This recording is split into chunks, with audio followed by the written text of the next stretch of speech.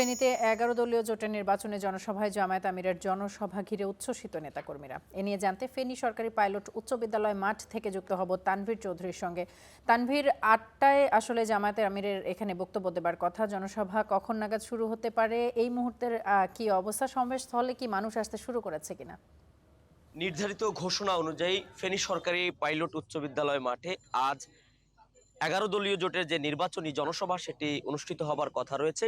আমরা দেখেছি ফজরের নামাজের পর থেকে আস্তে আস্তে করে ফেনীর বিভিন্ন প্রান্ত থেকে এখানে নেতাকর্মীরা আসতে শুরু করেছে। গতকাল রাতেই কিন্তু আমরা দেখেছি এখানে জামায়াতের আমিরের আগমনকে কেন্দ্র করে মঞ্চ প্রস্তুত থেকে শুরু করে সবকিছু সম্পন্ন হয়েছে।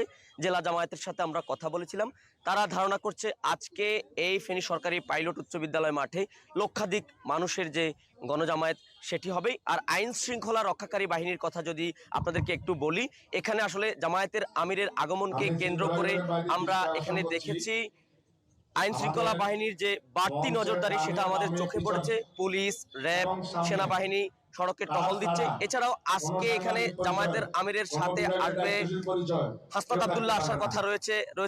ঢাকা ইউনিভার্সিটির ভিপি সাদিক কাইম এখানে আসবে। সবকিছু মিলিয়ে আমরা দেখেছি আজকে এই মুহূর্তে নিশ্চয়ই দেখতে পাচ্ছেন সকাল থেকে কিন্তু এখানে নেতাকর্মীরা বিভিন্ন দিক থেকে আসতে শুরু করছে।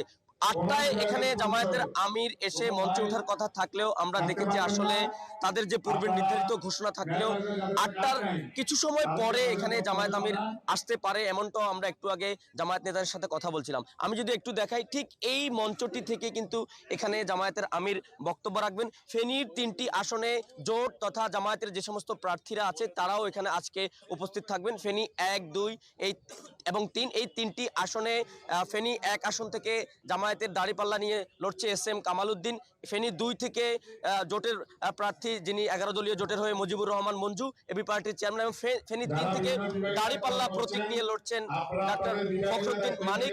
সবকিছু ঠিকঠাক থাকলে আমরা দেখেছি এই যে আজকে এখানে যে জামায়াতের আমিরের আগমন, সেই আগমনকে কেন্দ্র করে উচ্ছ্বাসিত নেতাকর্মীরা এবং বিভিন্ন প্রান্ত থেকে এরই মধ্যে কিন্তু আস্তে আস্তে আসতে শুরু করছে। আমরা যদি দেখাই ফেনীর এই পাইলট মাঠে কিন্তু ৫০,০০০ মানুষের ধারণ ক্ষমতা রয়েছে এবং জেলা জামায়াতের যে ধারণা সেটি হচ্ছে মাঠ ছাড়াও মাঠের বাইরেও আজকে লোক হবে, অর্থাৎ গণজমায়েত হবে। এখানে ১,০০,০০০ মানুষের গণজমায়েত হবে, এমনটা কালকে তারা আমাদেরকে সাংবাদিকদেরকে জানিয়েছে জেলা জামায়াতের আমির মুফতি আব্দুল হান্নান। আপনি নিশ্চয়ই দেখতে পাচ্ছেন এখানে ফজরের নামাজের পরেই আমরা এখানে এসে অপেক্ষা করছিলাম এবং আস্তে আস্তে করে বিভিন্ন দিক থেকে, আপনি জানেন ফেনীতে ৬টি উপজেলা রয়েছে, এই ৬টি উপজেলা থেকে এখানে মানুষজন আসতে শুরু করেছে।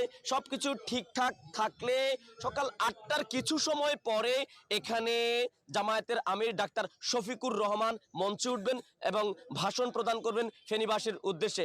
এর আগেও কিন্তু শফিকুর রহমান ফেনীতে এসেছে, আমরা দেখেছি জামায়াত আমির ২৪-এর যে বন্যা হয়েছিল সেই বন্যার সময়ও কিন্তু তিনি ফেনীতে এসেছেন।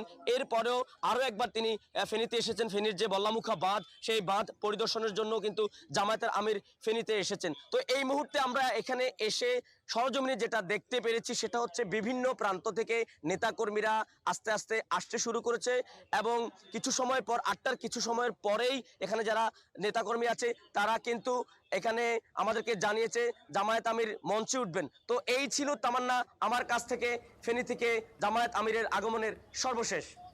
তানভীর, অসংখ্য ধন্যবাদ আপনাকে আমাদের সঙ্গে যুক্ত হবার জন্য। দর্শক, ফেনীর পর লক্ষ্মীপুরের সমাবেশে যোগ দেবেন জামায়াত ইসলামের আমির। তার আগমন ঘিরে উজ্জীবিত নেতাকর্মীরা।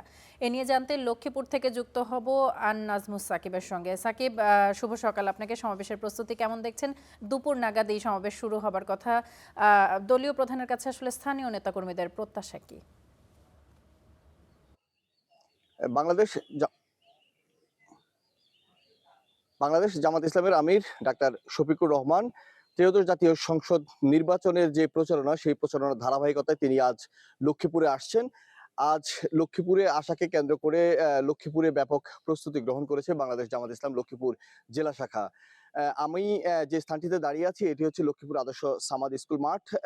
গেল বছর অর্থাৎ ২০২৪ সালেও কিন্তু ডাক্তার শফিকুর রহমান এই স্কুলটির মাঠে এসেছিল এবং তখন বেশ ভালোভাবে বড় ধরনের আয়োজন করা হয়েছিল। সেখানে আমরা দেখেছি বিভিন্ন ধরনের আয়োজন যেভাবে করা হয়েছিল, কিন্তু এবার এবার নির্বাচনী প্রচারণার বাধ্যবাধকতার কারণে বড় কোনো আয়োজন মানে বড় পরিসরে বিভিন্ন আয়োজন না থাকলেও যে আয়োজনটি করা হয়েছে সেটি হচ্ছে আপনারা আমাদের পিছনে দেখতে পাচ্ছেন যে জামাত আমিরের আগমন উপলক্ষে বড় ধরনের স্টেজ তৈরি করা হয়েছে এবং কি হচ্ছে গত দুদিন ধরে কিন্তু এই স্টেজ সহ এই স্থানটিতে মূলত যে জামাতের যারা কর্মীরা আসবে তাদের বসার জন্য এবং কি হচ্ছে তারা যেন এসে এখানে স্বাচ্ছন্দ্যে এই আয়োজনটিতে অংশগ্রহণ করতে পারে সেজন্য কিন্তু এভাবে ব্যবস্থা রাখা হয়েছে।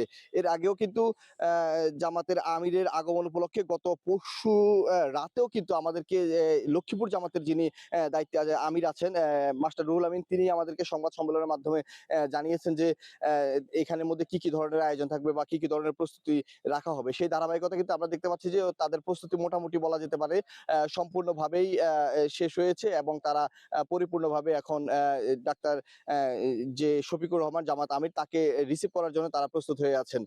আমরা যতটুকু জানতে পেরেছি যে জামাত আমিরের সাথে এখানে ডাকসুর যে ভিপি রয়েছেন সাদেক কায়েম, তিনি সহ আরো 11 দলীয় জোটের বিভিন্ন পর্যায়ের নেতৃবৃন্দ যারা আছে তারাও কিন্তু এই আয়োজনটিতে অংশ নেওয়ার কথা রয়েছে।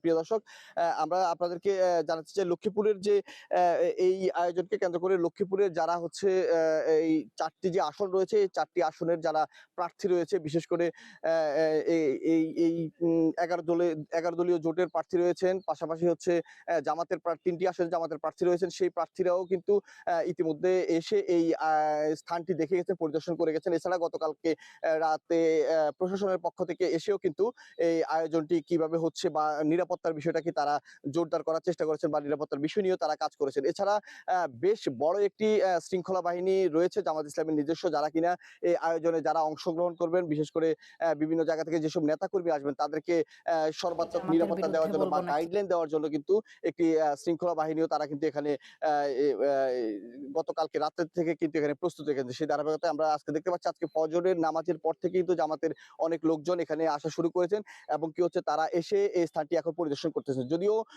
ডাক্তার শফিকুর রহমান এই লক্ষ্মীপুরের এই স্টেজে অর্থাৎ এই জায়গায় আসার কথা রয়েছে দুপুর 3টায়, এর আগ থেকে কিন্তু এখন থেকে কিন্তু জামাতের যে আনুষ্ঠানিক কার্যক্রম তারা কিন্তু আস্তে আস্তে শুরু করে দিয়েছেন। আমাদেরকে জামাতের এখানে যারা আছে তারা যে বিষয়টি জানিয়েছে যে সকাল থেকে তারা মূলত যে এখানের মধ্যে তাদের যে সাংস্কৃতিক কর্মীরা আছে তারা সকাল থেকে সেখানে গান পরিবেশন করবে এবং কি স্থানীয় যারা নেতৃবৃন্দ আছে তারা সেখানে সকাল থেকে সেখানে বক্তৃতা দিবে এবং কি হচ্ছে জুমার নামাজে তারা এই মাঠেই তারা পড়বেন এবং জুমার নামাজের পরে মূলত তারা মানে মূল অনুষ্ঠানের দিকে তারা মূল অনুষ্ঠানের কার্যক্রম শুরু করবে। সে ধারাবাহিকতায় হয়তো দুপুর 3টার দিকে জামাতের আমিরের আগমন হবে এবং কি হচ্ছে তারপর আনুষ্ঠানিকভাবে শুরু হবে। আমরা পর্যায়ক্রমে নিশ্চয়ই আপনাদেরকে সবকিছু জানাবো। এই ছিল লক্ষ্মীপুরের জামাতের আমিরের আগমন উপলক্ষে প্রস্তুতির সবশেষ তথ্য আমার কাছে।